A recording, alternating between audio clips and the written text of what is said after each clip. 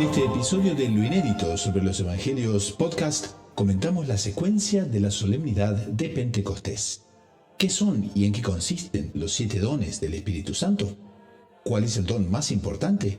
Todo eso y mucho más en este nuevo episodio de Lo Inédito sobre los Evangelios podcast.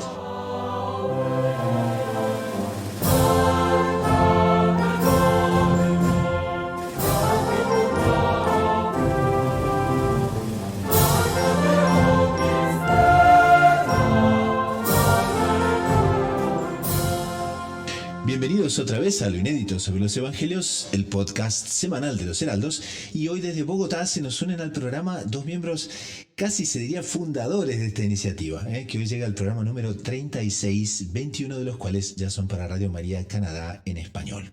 Y entonces tenemos con nosotros al hermano Francisco Tobón. Salve María, hermano Francisco. Salve María, una alegría estar aquí de nuevo con ustedes. Bueno, la alegría es toda nuestra. Les recuerdo que el hermano Francisco Tobón, un religioso de los Heraldos del Evangelio, es misionero en Colombia, es especialista en redes sociales y responsable de una de las websites más leídas en los medios católicos de Colombia, con más de 1,5 millones de seguidores. Y también desde Bogotá, Colombia, se nos une el doctor Saúl Castiblanco. Salve María, doctor Saúl. Salve María, hermano Gustavo. Salve María, hermano Francisco. Una alegría estar con ustedes y con la querida audiencia una vez más. Les recuerdo que el doctor Saúl es psicólogo, editor de la agencia de noticias Gaudium Press Edición Hispana y es bachiller en Ciencias Religiosas por la Pontificia Universidad Santo Tomás de Aquino de Roma y por la Domuni, Universidad Internacional de los Dominicos en Toulouse, Francia. Y la temática de hoy entonces la vamos a enfocar en la próxima liturgia del domingo, que es ni más ni menos sobre el Espíritu Santo. Y en esa línea, ¿cuántas veces somos movidos por un espíritu de entusiasmo, de buenos deseos y propósitos y no sabemos explicar de dónde proceden? En otras ocasiones, por el contrario, nos sentimos ácidos o desanimados y de pronto, sin ninguna acción de nuestra parte, nos invade una profunda consolación. En ambas circunstancias, tales impulsos interiores proceden ni más ni menos que del Espíritu Santo, que actúa sobre nuestras almas como otrora sobre los apóstoles, predisponiéndonos a la práctica del bien y haciéndonos capaces, por el poder de su fuerza transformadora, de alcanzar incluso actos de heroísmo. Y ese justamente es el tema de hoy. ¿Qué es el Espíritu Santo? ¿Cómo actúa? ¿Cuáles son los dones? ¿Y en qué consisten? De todos estos temas trataremos el día de hoy en este programa que podríamos llamar muy fácilmente, como Monseñor John Clark le llama en su comentario, guiados por el fuego del Espíritu Santo. Y para eso vamos a la secuencia de la solemnidad de Pentecostés, el conocido Veni Sancto Spiritus, que nos dice: Ven Espíritu Santo, manda tu luz desde el cielo. Padre amoroso del pobre, don en tus dones espléndido, luz que penetra las almas, fuente del mayor consuelo. Ven, dulce huésped del alma, descanso en nuestro esfuerzo, tregua en el duro trabajo, brisa en las horas de fuego. Gozo que enjuga las lágrimas y reconforta en los duelos. Entra hasta el fondo del alma, divina luz, y enriquécenos. Mira el vacío del hombre si tú le faltas por dentro. Mira el poder del pecado cuando no envías tu aliento. Riega la tierra en sequía, sana el corazón enfermo, lava las manchas, infunde calor de vida en el hielo. Doma el espíritu indómito, guía al que tuerce el sendero. Reparte tus 7 dones según la fe de tus siervos. Por tu bondad y tu gracia, dale al esfuerzo su mérito, salva al que busca salvarse y danos tu gozo eterno. Entonces, con esto podemos zambullirnos directamente en lo que es el Espíritu Santo y no sé qué les parece, por dónde comenzar. Quizás por la situación de los apóstoles, no sé. Bueno, me parece interesante la introducción que hace Monseñor en su comentario inédito de los Evangelios, de quién es el Espíritu Santo. Él comienza exponiendo cómo el Espíritu Santo es el alma de la Iglesia, cómo quien da vida a la Iglesia es el Espíritu Santo. El Espíritu Santo evidentemente es la tercera persona de la Santísima Trinidad, Padre, Hijo y Espíritu Santo. El Espíritu Santo es el amor mutuo infinito que hay entre el Padre y el Hijo. Del Padre y el Hijo proceden el Espíritu Santo. Y ese fuego de amor que hay entre el Padre y el Hijo, que es el Espíritu Santo, ese fuego de amor es el que le da vida a la Iglesia, es el alma de la Iglesia. La Iglesia sin el Espíritu Santo sería como un cuerpo sin alma, sería un cadáver enteramente inerte. Le da vida dentro de la Iglesia. Y la iglesia es el cuerpo místico de Cristo. Ese cuerpo sería inerte sin el Espíritu Santo. Quien da vida a la iglesia es el Espíritu Santo. Y no resisto leer textualmente un comentario lindísimo del profesor Plinio Correa de Oliveira, mostrando cómo el Espíritu Santo es el que produce toda la variedad de maravillas que la iglesia produce en las diferentes culturas, en los diferentes tiempos, en los diferentes aspectos de su vida. Dice el doctor Plinio en este comentario tan lindo: por encima de todo hay alguien con A mayúscula que es más que todo. Es curioso, la iglesia no parece una institución sino una persona que se comunica a través de infinidad de aspectos. Tiene movimientos, grandezas, santidades y perfecciones como si fuese un alma inmensa que se expresa en todas las iglesias católicas del mundo, en todas las imágenes, en toda la liturgia, en todos los acordes de un órgano, en todos los toques de una campana. Esa alma ha llorado con los requiems y se ha alegrado con los repiques del sábado de Aleluya y de las noches de Navidad. Llora conmigo, se alegra conmigo. ¿Cómo me gusta esta alma? El alma de la Iglesia Católica es el Espíritu Santo. Él es quien está presente en todas las manifestaciones de la Iglesia. Es quien a lo largo de los siglos le ha sugerido a los hombres de la Iglesia que lo seleccionasen todo de una manera determinada. Es quien ha hecho nacer en la Iglesia todas las cosas que son reflejo de Él mismo.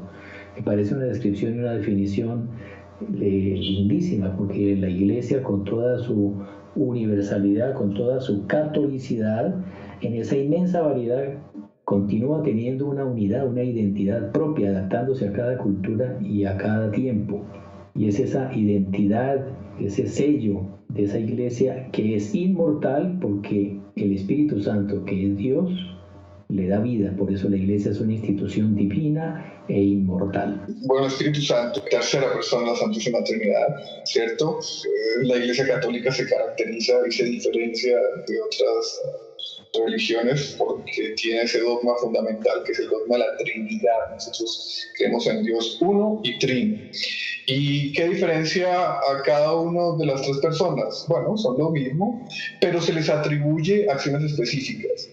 Entonces al Espíritu Santo se le atribuye el amor, más específicamente, y se le atribuye la santificación. ¿Qué ocurrió en Pentecostés? ¿Es que los apóstoles no tenían el Espíritu Santo?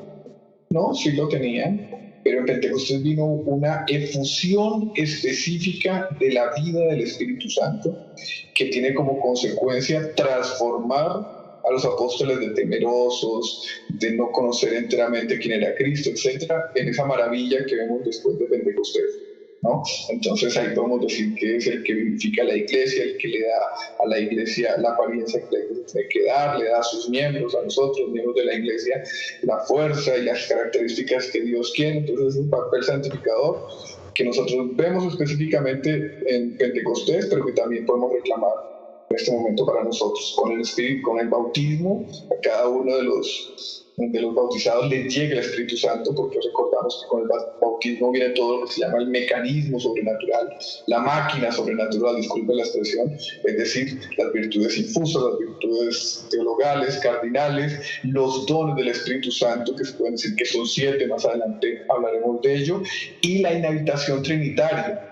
Con el bautismo ya el Espíritu Santo se hace presente en el alma del bautizado, pero con la confirmación viene una efusión especial de los dones del Espíritu Santo en el alma y una presencia especial del Espíritu Santo en el alma, que es la que nos hace soldados de Cristo para enfrentar los retos de la vida cristiana.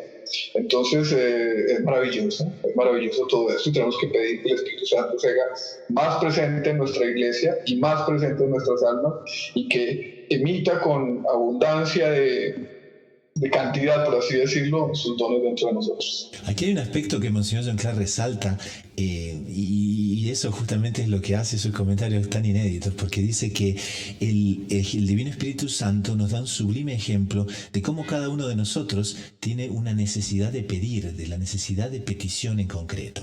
Y él dice que si en el cenáculo no hubiera estado Nuestra Señora para interceder por los apóstoles, implorando la venida del Espíritu Santo, No se sabe cuánto tiempo habría sido necesario rezar para que el Espíritu Santo viniese.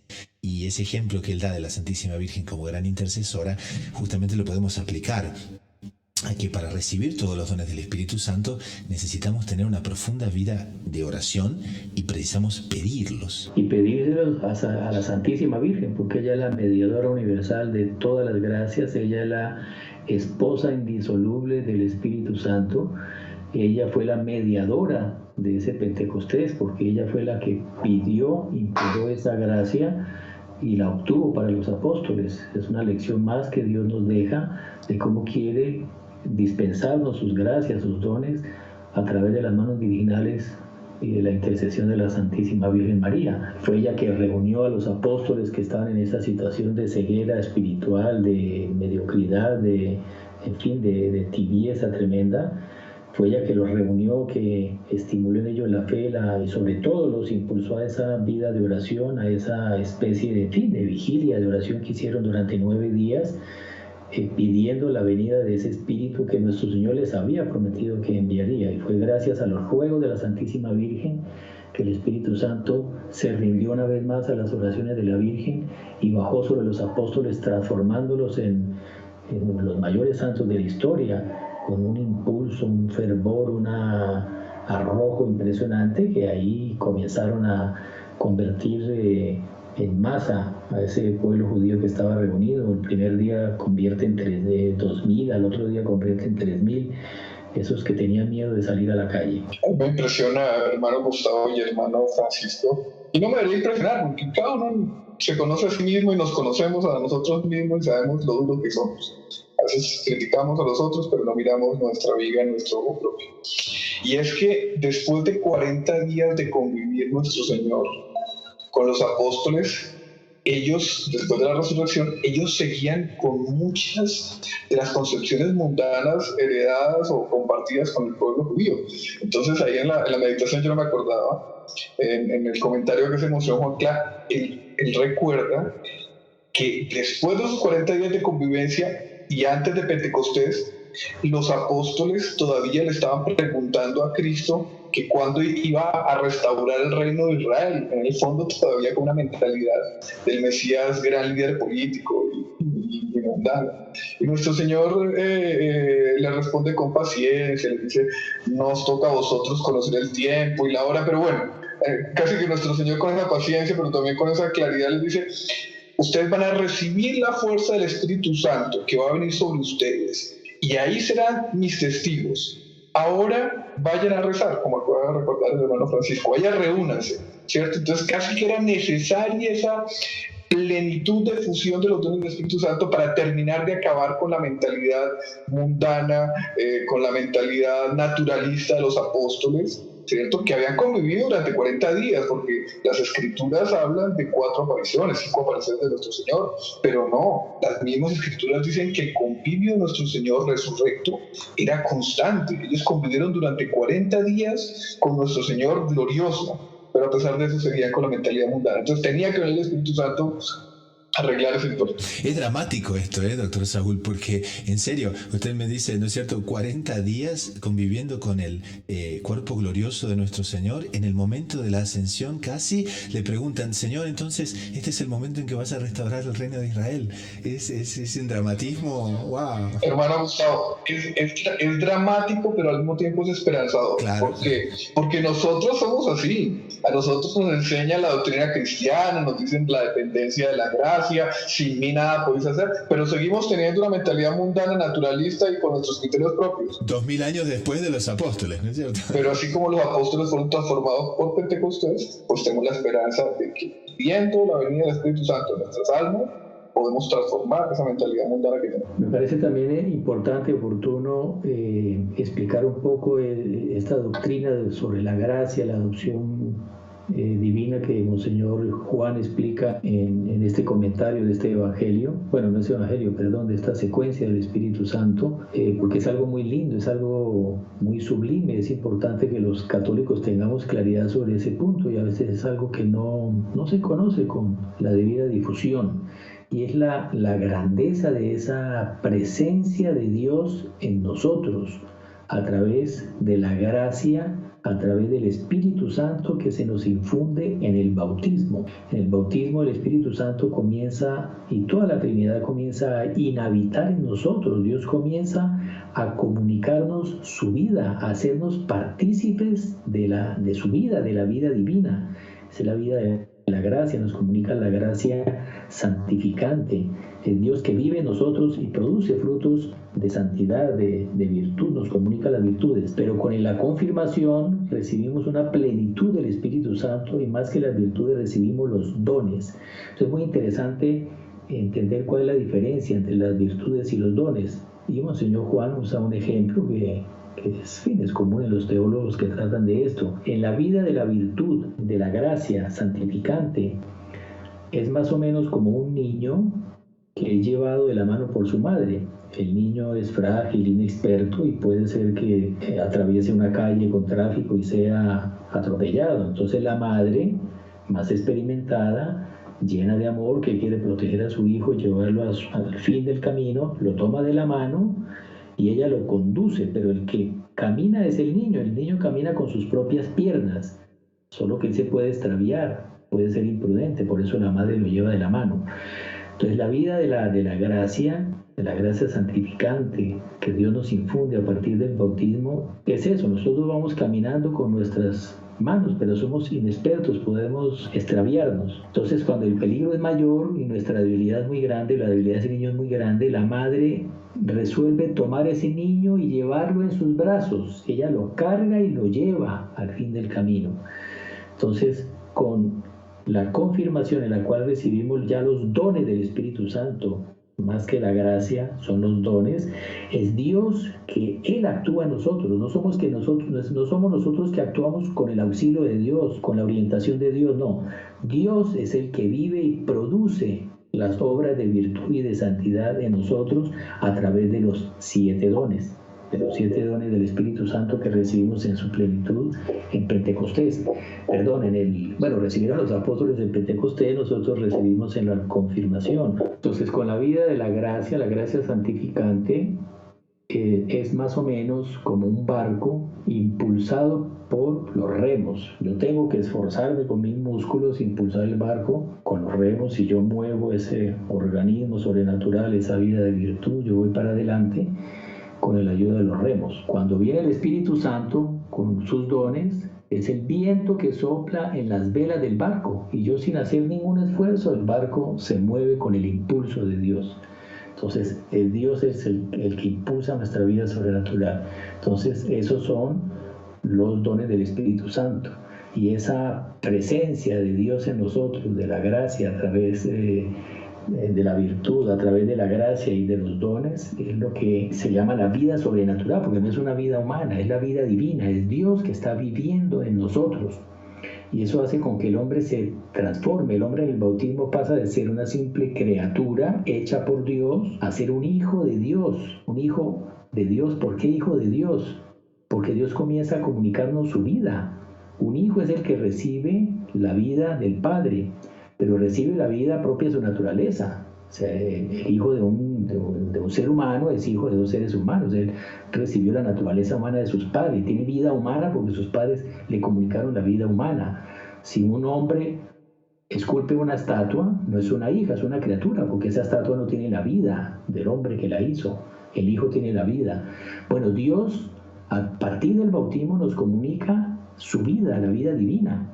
Por eso pasamos a ser hijos adoptivos, y una adopción que es mucho más rica que la adopción que hacemos en una notaría. En la notaría usted firma un papel y adquiere una serie de derechos, pero la vida biológica no es la de los padres. Es imposible por una adopción transmitir la vida biológica de los padres.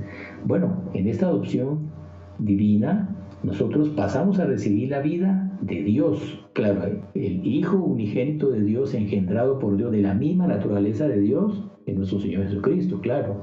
Pero nosotros, ese es hijo connatural al Padre. Nosotros somos hijos adoptivos, la adopción sobrenatural. Y eso nos deifica, por así decir. Por eso San Agustín dijo que Dios vino al mundo para hacer de los hombres dioses. Es en ese sentido. Pero no dejamos de ser hombres. Somos deificados, pasamos a tener características de Dios, a portarnos como Dios, a tener la fuerza de Dios, a tener la sabiduría de Dios, a tener la prudencia de Dios, las virtudes de Dios. Actuamos con las virtudes que no son nuestras, son divinas. El ejemplo muy lindo que también ilustra esto es más o menos como el hierro cuando se mete en una forja, se somete a altísimas temperaturas, el hierro cambia de color, pasa a ser rojo, cambia de temperatura, pasa a tener una temperatura elevadísima y cuando llega a ciertos extremos incluso deja de ser rígido, pierde su rigidez, asume las características del fuego, pasa a tener el color del fuego que es el rojo, a tener la temperatura del fuego, a tener esa no rigidez del fuego, que eso no es propio del hierro, son características del fuego.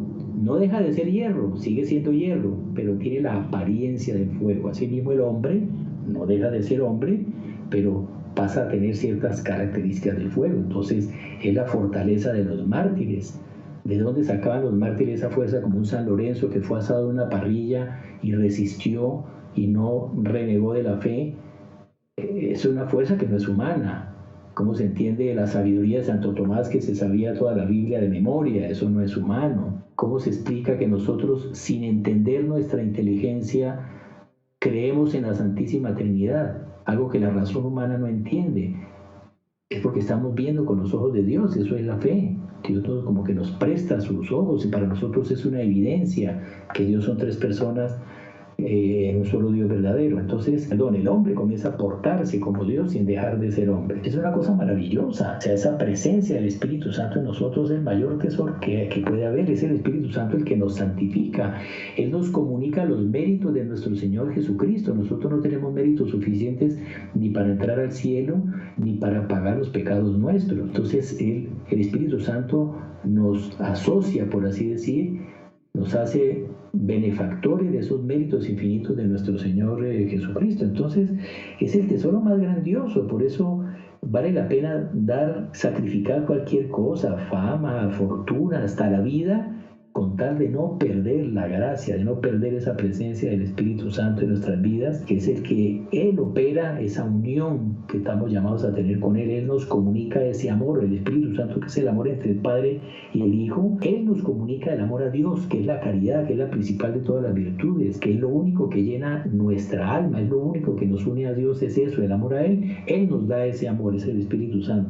Entonces, ¿cómo tenemos que cultivar la vida de la gracia, tener mucha devoción al Espíritu Santo, evitar las ocasiones de pecado para no perder esa comunicación de la vida divina y esa comunicación de los dones del Espíritu Santo? También una cosa que seguramente nuestra audiencia, muchos en la audiencia ya estarán también pensando, y es que el Espíritu Santo, ¿qué fuente es de esperanza? Porque tantas veces vemos en la gente que nos rodea, en nosotros mismos, cuando se pierde el gusto por las cosas del Espíritu, cuando nos volvemos fríos en relación a Dios, solo podremos realmente ganar nuevamente esa cercanía con el Espíritu, con Dios a través del Espíritu Santo. Yo quiero resaltar la importancia de lo dicho, no recuerdo si por el hermano Gustavo o por el hermano Francisco, y es que en la medida en que pidamos la venida del Espíritu Santo o una presencia mayor del Espíritu Santo en nuestras almas, Dios nos atiende.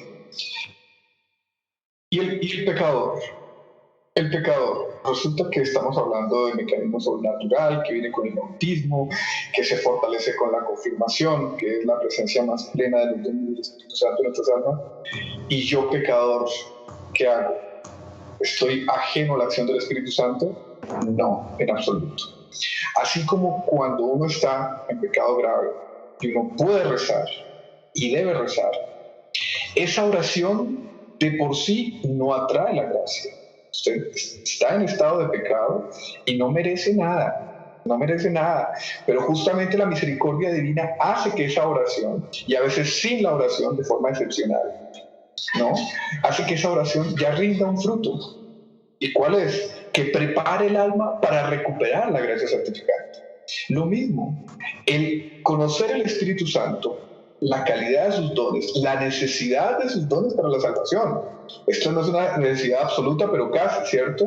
Nos hace ansiar al Espíritu Santo. alguno de los dos hermanos contaba cómo vivencialmente ya hemos tenido esa presencia del Espíritu Santo y cómo la hemos saboreado y cómo la hemos disfrutado, ¿cierto?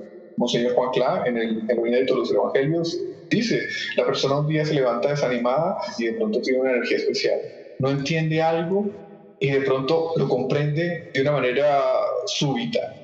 No fue usted, fue el Espíritu Santo actuando de su alma. Entonces, conocer al Espíritu Santo, saber de sus dones, recordar los momentos en que esos dones actuaron dentro de nuestras almas, nos hacen ansiar al Espíritu Santo. Y el pecador que quiere recuperar la presencia del Espíritu Santo en su alma, ya la puede pedir. Y en ese momento Dios puede, de una manera más milagrosa aún, hacer que los dones del Espíritu Santo ya como que actúen dentro del alma. Él manda, y en ese momento, ¿para qué? La primera intención de Dios es la recuperación de la gracia santificante, para que con la gracia santificante venga todo el mecanismo sobrenatural y por tanto los dones del Espíritu Santo. Entonces, nosotros pecadores, inclusive pecadores en estado grave, tenemos esperanza. Pidamos la presencia del Espíritu Santo para que Él vea que ese deseo, que ya es movido por una gracia, porque como dice la Tatancita, todo es gracia, ese deseo atraiga, de hecho, al Espíritu Santo, llegue el Espíritu Santo a él. Para el Espíritu Santo, entonces, no hay nada imposible, porque cuando contamos con el Espíritu Santo de nuestro lado, cuando contamos con esa gracia transformacional, es entonces que se realizan, como decía el doctor Plinio Correa de Olivera, las mayores maravillas de la historia. ¿Cómo ven ustedes, en el caso de los apóstoles, esa transformación, que es nuestro caso también? Bueno, me parece que es un ejemplo muy estimulante que nos debe llevar a practicar la confianza, como con el esfuerzo humano los apóstoles no consiguieron avanzar mucho, a pesar del ejemplo divino con el cual convivieron 3 años, a pesar de haber escuchado las doctrinas más sabias, más claras, más sublimes. Esas doctrinas, ellos algo entendieron, no los transformó. Lo que transformó a los apóstoles, y fue una transformación de un segundo, fue el Espíritu Santo. Los transformó y los llevó a las altas cumbres de la santidad. Entonces tenemos que tener confianza que el Espíritu Santo es el que nos va a santificar, el Espíritu Santo es el que nos va a abrir las puertas del cielo, y por eso debemos tenerle mucha devoción a que en el título de un libro famoso del padre Antonio Rollo Marino, un gran teólogo del siglo XX, y le puso ese título muy elocuente a un libro sobre el Espíritu Santo, El Gran Desconocido. Y Monseñor John Clá dice que no solamente se le puede llamar el Gran Desconocido, sino el Gran Olvidado, porque nosotros nos queda fácil pensar en cuál es el Padre y cómo actúa el Padre, porque el Padre fue el creador. Entonces vemos la creación, los astros y en fin, todas las maravillas de la creación es obra del Padre. Al Hijo también lo conocemos, porque el Hijo se hizo carne y habitó entre nosotros, nuestro Señor Jesucristo, todo, en fin, toda su vida, pasión, triunfo. Conocemos quién es Jesucristo, pero el Espíritu Santo, ¿cómo es el Espíritu Santo? ¿Cómo actúa? ¿Cuál es su historia? Es un poco más imponderable, por así decir. Entonces el Espíritu Santo es el que quizás actúa más en nuestras vidas, pero es al que menos percibimos o menos sabemos explicitar para nuestra mente y concebir. Por eso es el gran desconocido, y a veces nos podemos enfriar en la devoción con el Espíritu Santo, y tenemos que tener una grandísima devoción al Espíritu Santo. Y ahora, en esta fiesta de Pentecostés, pues pedir por la mediación de la Virgen, su esposa fidelísima, que fue el Espíritu Santo el que fecundó a la Santísima Virgen. Entonces pedir a la Virgen que interceda para que obtenga para nosotros gracias abundantísimas y sobre todo esos dones que va a llevar nuestra vida de virtud a una plenitud y nos va a unir plenamente a Dios, de tal manera que podamos decir como San Pablo: no soy yo quien vive, es Cristo quien vive en mí. Y esa es la finalidad de todo hombre, conformarse en Jesucristo, dejar adoptar la forma de Jesucristo, imitar sus virtudes. Y el molde de Jesucristo, como dice San María de Montfort, es la Santísima Virgen María. Entonces pidámosle a ella esa gracia especial que ella obtenga para nosotros y obtenga para el mundo y para la Iglesia, porque hoy en día el mundo está en una situación que humanamente no tiene salida. ¿Dónde está el líder? ¿Dónde está el movimiento? ¿Dónde está que va a regenerar el mundo y va a evitar que este proceso de crisis, esta caída cada vez más acelerada hacia el abismo moral en el cual el mundo se encuentra. ¿Quién es el que va a parar esta caída y va a revertir la dirección de la historia actualmente? Si Dios no interviene, si el Espíritu Santo no irrumpe como en Pentecostés y cambia la mentalidad de los hombres, produce esa metanoia, ese cambio radical de criterios, de afectos, de amores, de mentalidad, eso solo lo puede dar el Espíritu Santo. Y podemos hacer nuestras entonces las palabras de conclusión que el propio Monseñor John Clark utiliza y dice: queremos ver la faz de la tierra incendiada por una llamarada de amor según las palabras de Jesús. He venido a prender fuego a la tierra y cuánto deseo que ya esté ardiendo. Ese es nuestro anhelo, que se propague ese fuego con todo su esplendor para infundir nueva vida a la Santa Iglesia.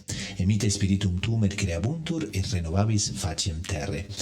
Enviad, Señor, tu Espíritu y renovaréis la faz de la tierra, para que así pueda venir el triunfo del Inmaculado Corazón de María. Yo creo que podemos afirmar que la propia cultura hedonista y anticristiana ha afectado más la naturaleza humana que en ninguna otra época, ¿no? Por ejemplo, en psicología se analiza a todo momento que a pesar de que se ha desarrollado la psicología y las terapias de una manera muy grande, muy buena, ¿cierto? Pero las fobias crecen, los trastornos crecen, los problemas crecen, la edad de inicio de los trastornos disminuye. Entonces, justamente, en una necesidad apremiante. Y cuando tenemos la promesa de que Dios va a triunfar, ¿por qué? Porque la Virgen en Fátima dijo: por fin Inmaculado Corazón triunfará. Y San Luis María Griñó de Montfort llega a decir que los santos del reino de María van a ser gigantescos. Y uno dice, bueno, con esta naturaleza humana cada vez más afectada por una cultura anticristiana, sí, porque va a ser la obra del Espíritu Santo. Entonces él, que es el gran desconocido y el gran olvidado, como lo recordaba el hermano Francisco Tobón, seguramente tiene intención hoy en día de él ser más conocido, para que siendo más conocido sea más pedido y su acción sea más desarrollada. Hay un comentario muy lindo de San Luis María Griñón de Montfort que él dice que la era del Padre concluyó con un diluvio de agua, fue el diluvio universal. La era del Hijo con un diluvio de sangre, fue nuestro Señor Jesucristo que derramó toda su sangre para redimir al género humano. Y la era del Espíritu Santo, que es la que está por venir, debe comenzar con un diluvio de fuego purificador, que debe purificar la tierra de la situación de pecado en que se encuentra, pero sobre todo de un fuego santificador, que es ese fuego del Espíritu Santo que debe tocar las almas e implantar el reino de Dios en las almas, y que el plan de Dios en la historia se cumpla. Eso será obra del Espíritu Santo, que habrá un solo rebaño, un solo pastor, el mundo entero se beneficiará de la fe católica, todos los pueblos serán bautizados, y el plan original de Dios para la humanidad, que era reinar Él en todas las almas y que haya una civilización toda católica de santidad, de virtud, es el reino del Espíritu Santo, la era del Espíritu Santo. Y eso es lo que nos prometió la Virgen en Fátima, cuando dijo hace 102 años, por fin Inmaculado Corazón triunfará. Es la cabeza de la serpiente que será aplastada por los pies virinales de Nuestra Señora, y Dios, el Espíritu Santo, reinará y triunfará en los corazones, y de ese triunfo se reflejará ya en las instituciones y en la sociedad. Vamos entonces a un corte musical con el coro y la banda de los Heraldos, y enseguida retornamos con la sección preguntas y respuestas y una extensión sobre los dones del Espíritu Santo y cuál es el don más importante. Enseguida volvemos.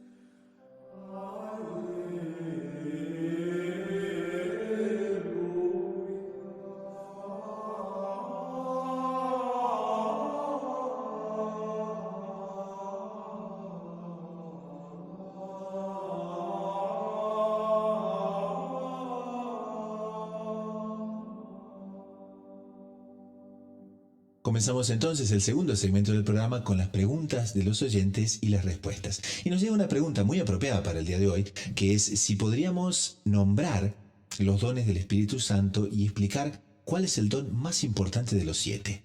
Y esta es una pregunta para nuestro panel entero. ¿Qué les parece? Bueno, ahí yo recuerdo un ejemplo que nos daba el doctor Plinio Correa de Oliveira, cómo las virtudes y en este caso los dones del Espíritu Santo se clasifican. Bueno, fue San Pablo que los enumera y también el profeta Isaías, creo que es, que habla de... les pone nombre, digámoslo así. Pero en materia de vida espiritual, estas clasificaciones son puramente pedagógicas, digámoslo así, o teóricas, porque las virtudes, así como los dones del Espíritu Santo, van todos juntos. O sea, el Espíritu Santo no es que manda un don y solo mandó ese don y no mandó los otros. Cuando el Espíritu Santo inhabita en un alma, él va con los 7 dones.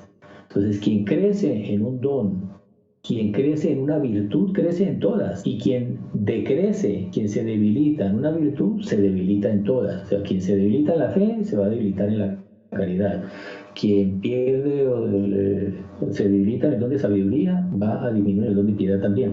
Entonces decía que es más o menos como esos juguetitos que le ponen a los niños, a los bebés en las cunas. Aquí en Colombia se llama el móvil, que es como un ramillete, digamos, de figuritas bonitas, de colores, de vidrio, de lo que sea, que son como ramitas que cuelgan así. Entonces salen 2 ramitas, de las cuales cuelgan 2 figuritas. De esas 2 figuritas salen 2 ramitas más, y así se va ramificando. Entonces uno mueve cualquiera de las múltiples piecitas que están colgando. Usted mueve una, se mueven todas. Entonces, si uno crece en una virtud, va a crecer en todas. Entonces eso es importante entenderlo. Entonces no es fácil decir cuál es el principal don, cuál es el mayor. O sea, en cierto sentido, el mayor de todos es el don de sabiduría, porque el don de sabiduría es la santidad. O sea, el don de sabiduría justamente consiste en eso, en poseer todas las virtudes. Quien posee todas las virtudes, quien posee todos los dones, va a poseer ese don de sabiduría que va asociado a la virtud de la caridad, que es la principal, porque la caridad es el amor a Dios, y la sabiduría va a llevar mi amor a Dios a una plenitud. Entonces, en ese sentido es el principal, porque el don de sabiduría justamente consiste, su nombre viene de sabor, sabiduría, es un conocimiento amoroso de Dios, sabroso. O sea, no es un conocimiento teórico, no, es un conocimiento lleno de afecto, lleno de gusto por Dios. O sea, un conocimiento experimental de Dios que va acompañado de gusto, de alegría, de la alegría de conocer y de unirse a Dios. Entonces, como eso toca en la caridad y en el fin último del hombre, en cierto sentido es el principal de los 7 dones, pero todos son imprescindibles. Para los que tenemos el catecismo un poquito empolvado, ¿podríamos dar una lista exacta de los 7 dones, por favor? Bueno, entonces sí, y profundizando en ese punto que dice don Francisco, estos nombres que vamos a mencionar ahora, que son basados en el texto masorético de Isaías, es pedagógico. Los dones del Espíritu Santo son muchísimos más que para irlos haciendo conocer de los hombres, ¿cierto? Y por lo tanto irlos haciendo amar de los hombres, Dios le da nombres, ¿cierto? Usted puede diferenciar uno de otro, pero al final termina siendo uno solo, y es ¿cuál? La acción del Espíritu Santo dentro de nuestras almas. Entonces Isaías 11, capítulo 11, versículos del 1 al 3, nos dice, hablando del Mesías, y por lo tanto aplicado también a los hombres que reciben la gracia santificante y la presencia de Dios en cada uno de ellos, dice, brotará una vara del tronco de Jesé. Ese es el Mesías, ese es Jesús, pero se puede aplicar a los hombres en gracia. Y retoñará de sus raíces un vástago, sobre el que reposará el espíritu de Yahvé. Estamos hablando del Espíritu Santo, espíritu de sabiduría y de inteligencia, espíritu de consejo y de fortaleza, espíritu de entendimiento y de temor. Falta cuál, el don de piedad. ¿Por qué? Porque la expresión de temor de la Sagrada Escritura también puede ser traducida como piedad. Entonces ahí están los 7 dones: sabiduría, inteligencia, consejo, fortaleza, entendimiento, temor y piedad. Y sobre la sabiduría, entonces, el hermano Francisco ya nos comentó, ¿qué pasa con la inteligencia, por ejemplo? Bueno, precisamente son 3 dones los que inciden sobre el conocimiento del hombre, que son el don de ciencia, el don de inteligencia y el don de sabiduría. El don de ciencia es el que nos permite acceder al conocimiento. El don de ciencia es el que nos permite ver más allá de las realidades materiales. O sea, un científico en un laboratorio puede ver todas las propiedades materiales de los elementos, en fin, de la naturaleza, pero el don de ciencia nos permite ver más allá de la realidad natural, cuál es el sentido sobrenatural de las cosas, porque toda la realidad sensible que rodea al hombre es un símbolo de las realidades insensibles, son símbolos de alguna perfección de Dios, de de algo espiritual. Entonces la ciencia nos permite ver eso. Cuando yo conozco a una persona, no solamente ver su aspecto físico, sino saber discernir algo de su alma, de sus virtudes, de sus cualidades, de su vocación. Entonces ese es el don de ciencia, nos permite ver más allá de las apariencias físicas. El don de inteligencia es ese don que nos lleva al camino de la contemplación para acercarnos más a Dios. Este es el don que específicamente nos permite entender en especial la revelación de Dios, entender cuál es el sentido de las Sagradas Escrituras, qué es lo que Dios quiso decirnos en algún pasaje de las Sagradas Escrituras. Entonces, ese es el don de inteligencia.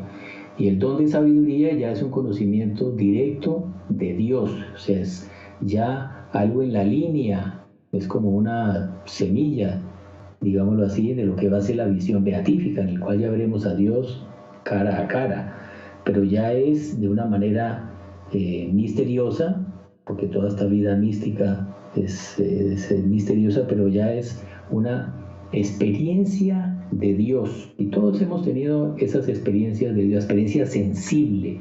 Una cosa es yo coger un libro y leer un tratado de cuáles son los atributos divinos, tal. Otra cosa es yo sentir a Dios en una experiencia.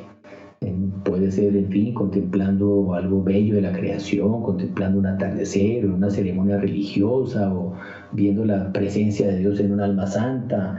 En fin, eso es algo que en cierto sentido es inefable. Las palabras se quedan cortas para poder describir, pero todos hemos tenido esas experiencias sensibles. Para ejemplificar esto, cuento un caso histórico. Napoleón, que fue, en fin, ese gran militar, que fue emperador de toda Europa y tal, él no se caracterizó por ser un hombre muy piadoso, que digamos, todo lo contrario, su vida moral no fue muy ejemplar. Y una vez, en el auge de su prestigio, había, en fin, conquistado muchos pueblos, y en una conversación con algunos cortesanos se levantó el tema de cuál era el día más feliz de la vida de cada uno, y cada uno empezó a contar, ¿no? Y cada uno contó sus experiencias, y le preguntaron, bueno, su majestad, emperador Napoleón, ¿cuál ha sido el día más feliz de su vida? Uno pensaría que él iba a responder: cuando gané tal batalla, cuando pasé en un desfile triunfal bajo un arco de triunfo, cuando me coronaron no porque él mismo se coronó, bueno, le quité la corona de las manos del Papa y yo me coroné y la multitud me aclamó.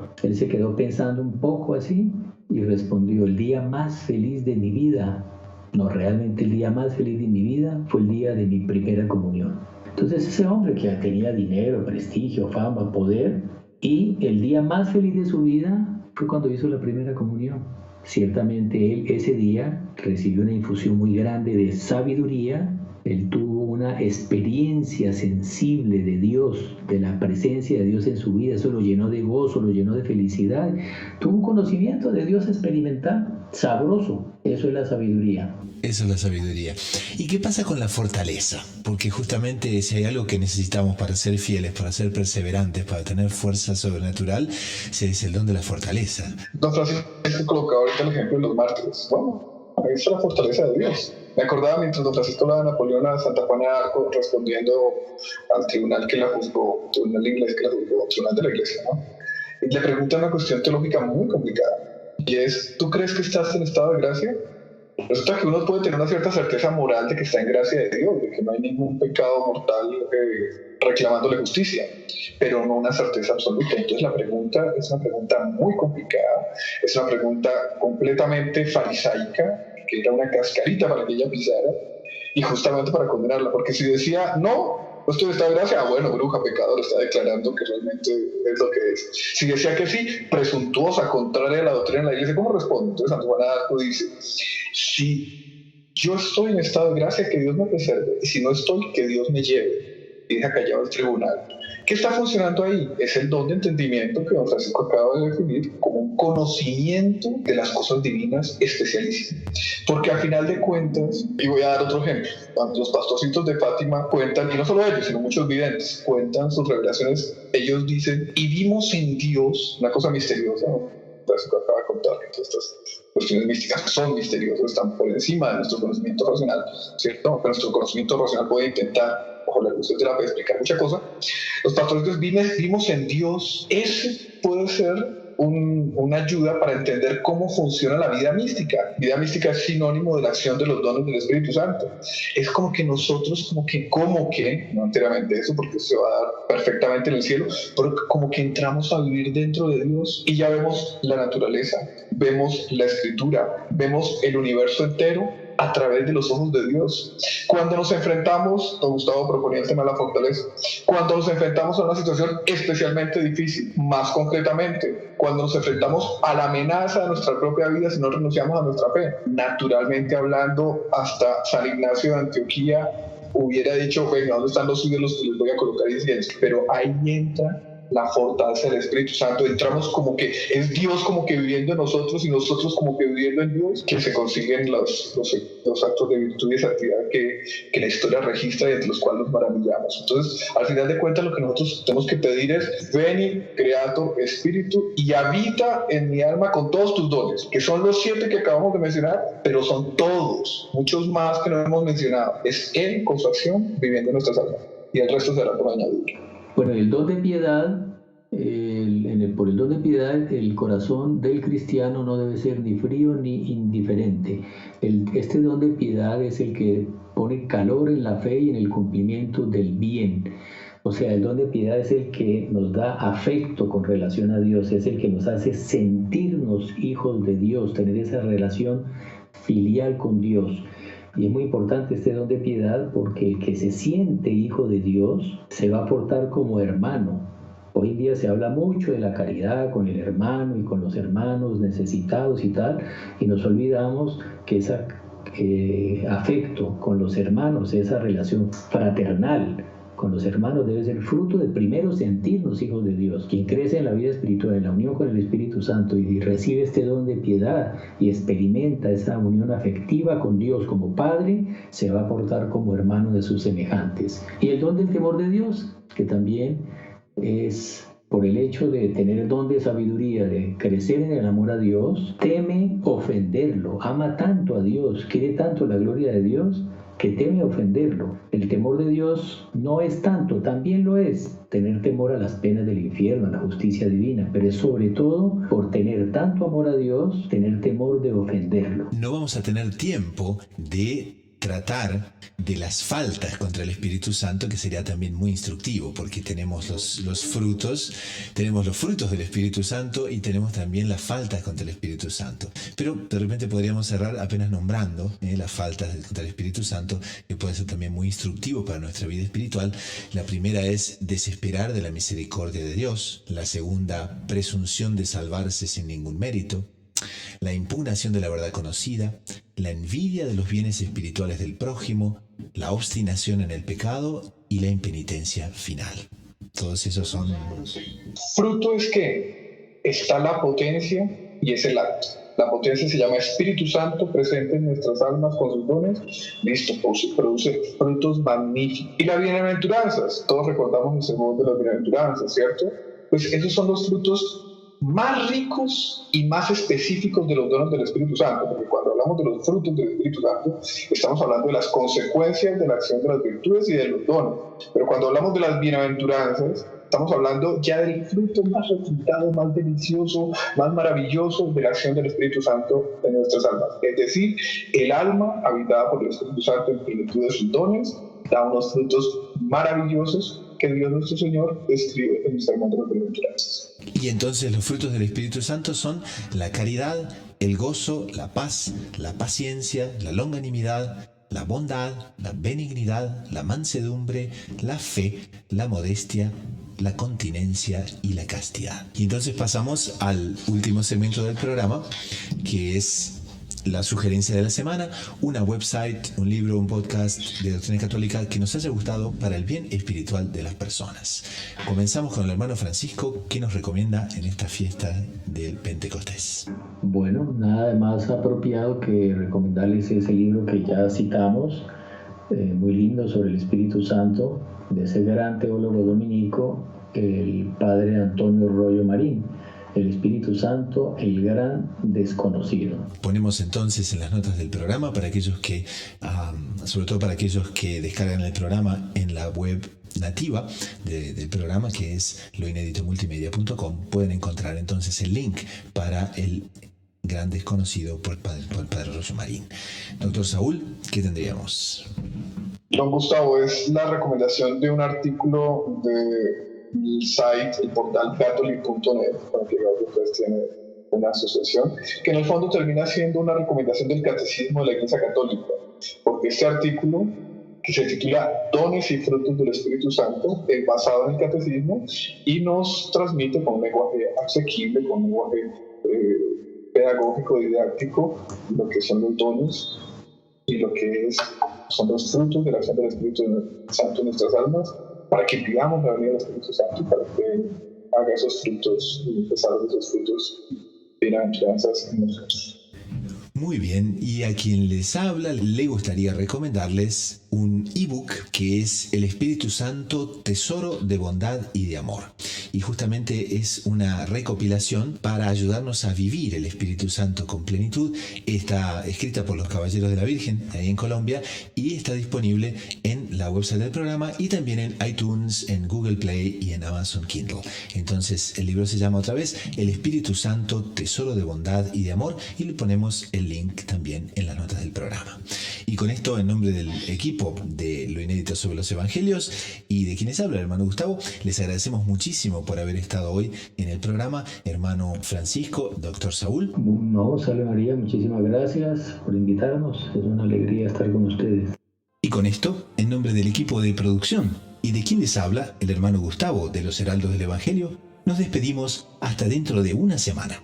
Así que a rezar mucho, a perseverar con confianza, con los ojos en la Eucaristía y en María Santísima, a la búsqueda incansable de descubrir siempre más lo inédito sobre los Evangelios.